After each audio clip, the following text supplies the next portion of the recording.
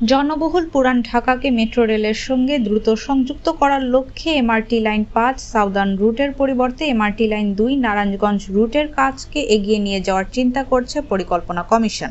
MRT line ৫ ঢাকার গাবতলী থেকে ১০-এর কান্দি পর্যন্ত, অন্যদিকে এমআরটি লাইন ২ গাবতলী থেকে Mohammadpur bus stand, Dhanmondi, new market, Gulistan, Motijheel হয়ে নারায়ণগঞ্জ পর্যন্ত, এরই সঙ্গে গুলিস্তান থেকে সদরঘাট পর্যন্ত একটি শাখার মাধ্যমে এমআরটি লাইন ২-তে যুক্ত করা হবে পুরান ঢাকা। তবে নতুন এই রুটটি বৃহৎ এক জনগোষ্ঠীকে সেবা দিবে বলে আশা করছে কর্তৃপক্ষ।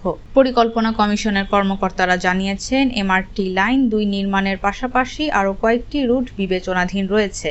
এমআরটি লাইন ৫ প্রকল্পটি সম্পূর্ণরূপে বাতিল করা হতে পারে বা এর কিছু অংশের কাজ বাস্তবায়ন করা হতে পারে বলে জানান তারা। পরিকল্পনা উপদেষ্টার নির্দেশে নতুন এই প্রস্তাবগুলো তৈরি করা হয়েছে বলে জানিয়েছেন তারা। তারা আরও জানান, যে কোনো প্রকল্প অনুমোদন দেওয়ার আগে সরকার সেগুলোকে পর্যালোচনা করবে।